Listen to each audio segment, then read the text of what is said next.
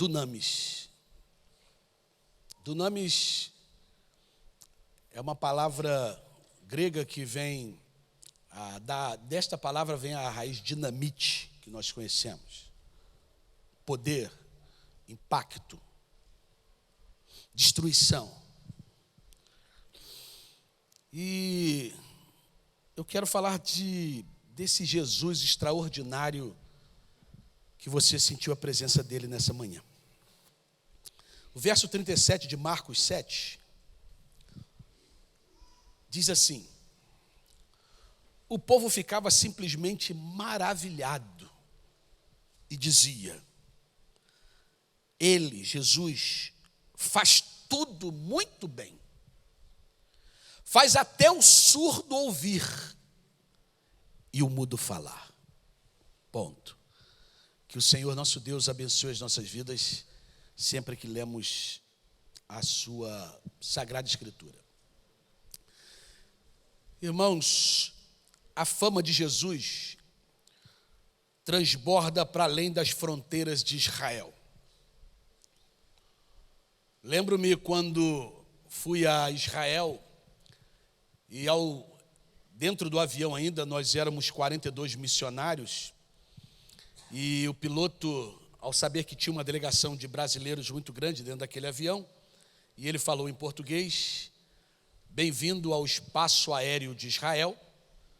Nós chegamos à cidade onde nasceu nosso Senhor Jesus Cristo. Irmãos, naquele momento, o avião todo chorou, emocionado em ouvir o nome sobre todo nome. Multidões fluíam de todos os cantos da nação para conhecer Jesus. Jesus ensinou nas sinagogas. Jesus, ele foi o mestre dos mestres, o mensageiro e a mensagem, o profeta e a profecia, o professor e o conteúdo do seu ensino. Jesus não ensinou doutrina dos rabinos, ou seja, não era aquele legalista que gostava sempre de falar da lei, o que deve e o que não deve fazer. Jesus nem foi o pensador da sua época, o coach gospel, que traz de forma sintetizada, filosófica e antropomórfica, ou melhor, antropocêntrica, uma mensagem para a gente se sentir melhor. Ele ensinou as Escrituras, mostrando que ele era o cumprimento de toda a esperança prometida no Antigo Testamento. Jesus, ele não foi o alfaiate do efêmero, mas ele foi o escultor do eterno. Jesus, ele não ensinou nulidades, mas ele ensinou a verdade eterna. Jesus ensinou nas sinagogas, no lugar onde as pessoas se reuniam para ouvir a leitura da lei. Jesus também ensinou onde as pessoas buscavam conhecimento. Jesus ensinou com fidelidade, com regularidade, com irretocável precisão. Jesus pregou o evangelho do reino. Jesus era um mestre, mas Jesus também era um pregador. Ele veio para pregar. Pregar não a opinião dos doutores da lei, nem a última corrente de pensamento dos grandes rabinos. Não, ele veio para pregar a palavra de Deus, o evangelho do reino. Ele veio pregar a graça que chama o homem ao arrependimento e promete-lhe remissão de pecados. O evangelho que pela obra de Cristo, ele transporta o pecador do reino das trevas para o reino da luz, da potestade de Satanás para o domínio de Deus. Jesus veio mostrar o evangelho que abre as portas da salvação pela fé em Cristo, sem o concurso das obras, sem necessidade de obras. O evangelho que Jesus apresenta é a bondade e a severidade de Deus, a graça e o juízo, a redenção e a condenação, a vida e a morte. Esse evangelho não é uma criação do homem, mas é dádiva de Deus. Destaca não as pretensas virtudes do homem, mas a soberana graça de Deus. Esse evangelho do reino é a única boa notícia que pode tirar o homem da escravidão para a liberdade, que pode tirar o homem das trevas para a luz, pode tirar o homem do juízo condenatório para a justificação pela fé.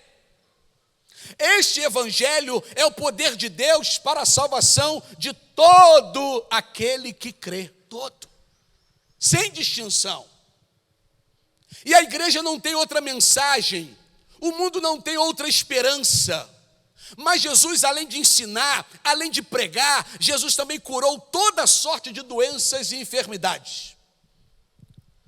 Jesus, ele cuidou da alma, da psique, cuidou também do corpo. Cuidou das necessidades espirituais e das necessidades físicas. O seu ministério foi marcado pela compaixão.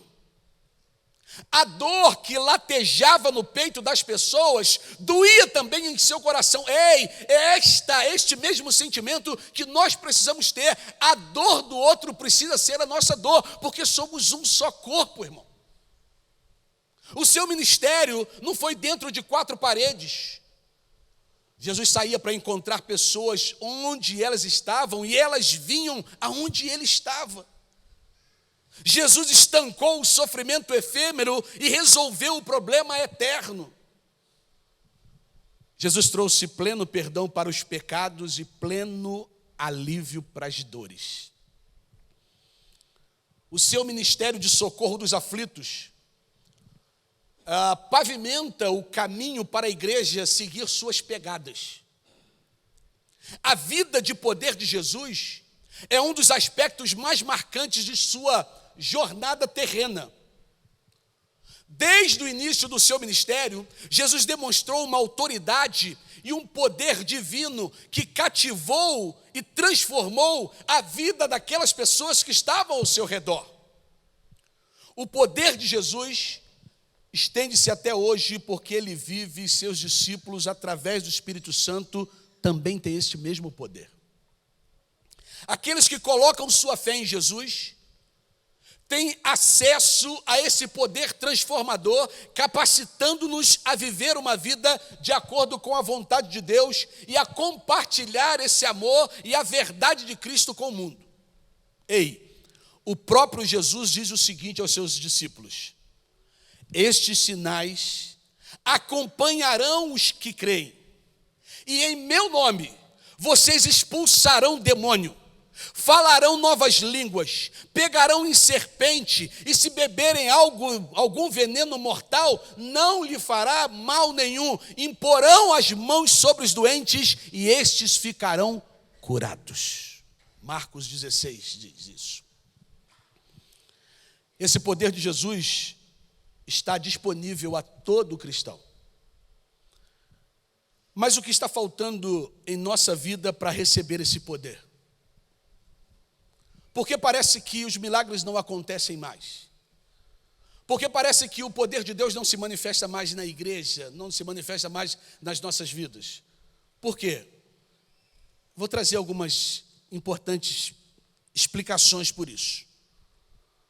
Primeiro, porque falta muita gente reconhecer o senhorio de Jesus. Muitos querem Jesus somente como seu Salvador, mas não querem como seu Senhor. Mateus 8, a partir do verso 5, mostra a história de alguém que reconhecia a autoridade de Jesus. Preste atenção nessa história. Entrando Jesus em Cafarnaum, dirigiu-se a ele um centurião pedindo-lhe ajuda. E disse: Senhor, meu servo está em casa paralítico, em terrível sofrimento. E Jesus lhe disse: eu irei curá-lo. Então o centurião respondeu para Jesus: Senhor, eu não mereço receber o Senhor debaixo do meu teto, mas diz apenas uma palavra e meu servo será curado, porque eu também sou sujeito à autoridade com os soldados sob o meu comando, e eu digo para um vai e ele vai, eu digo para outro venha e ele vem, digo isso ao meu servo, faça isso e ele faz. Ao ouvir isso, Jesus se admirou e disse àqueles que o seguiam: digo-lhes a verdade, não encontrei em Israel ninguém com tamanha fé. Então disse ao centurião: vá como você creu, e assim lhe acontecerá. E na mesma hora o seu servo foi curado. Irmãos, esse centurião, ele tinha um servo gravemente doente, e ao ouvir falar que Jesus, ou falar de Jesus e dos seus milagres, ele decidiu então buscar ajuda daquele que poderia resolver o seu problema. E ao se aproximar de Jesus, o centurião, ele demonstrou uma profunda humanidade de uma fé convicta. Ao dizer que bastava uma palavra de Jesus para que seu servo fosse curado, o centurião reconheceu que Jesus era essa autoridade, que ele tinha essa autoridade, que apenas uma palavra de Jesus transformaria qualquer história em qualquer lugar. E essa declaração revela a compreensão do centurião de que a palavra de Jesus tem poder para trazer cura e restauração. Sobre a autoridade de Jesus, preste atenção no que as multidões disseram ao longo que ele terminou de pregar o conhecido Sermão do Monte. Quando Jesus acaba de pregar o Sermão do Monte, quando ele acabou de dizer todas aquelas coisas, as multidões estavam maravilhadas com o seu ensino, porque diz a multidão, ele ensinava como quem tem autoridade e não como os mestres da lei.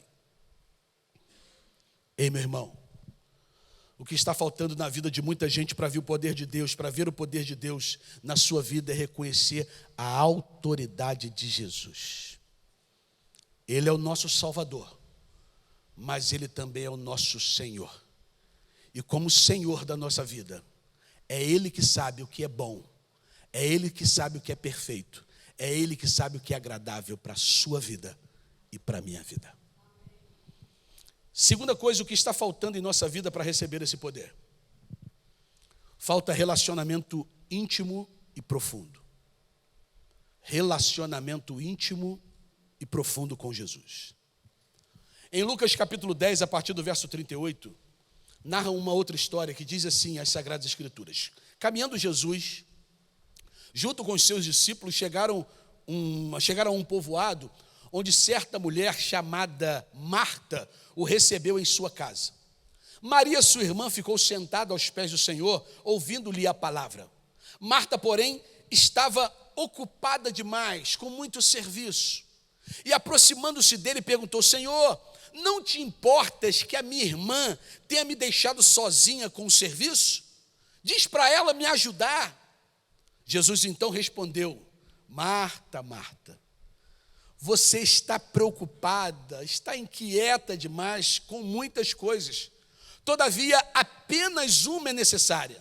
Maria escolheu a boa parte, e esta não lhe será tirada. Irmãos, aqui está a história das duas irmãs de Lázaro. Marta era aquela que estava correndo de um lado para o outro, sempre preocupada em fazer alguma coisa. Já Maria sentou aos pés de Jesus, queria mais intimidade, queria estar juntinho, queria estar pertinho. E ao escolher sentar-se aos pés de Jesus, Maria expressa seu desejo de aprender e conhecer mais sobre Ele, de ter mais intimidade, mais profundidade. Então ela, Maria, rompe com as normas sociais ao se posicionar nesse lugar de comunhão e aprendizado. Ela, Maria, está disposta a sacrificar o seu tempo e atenção para estar perto de Jesus. Ao buscar uma relação íntima, uma relação profunda com Jesus, Maria revela que sua prioridade é encher o seu coração com o ensino de Jesus.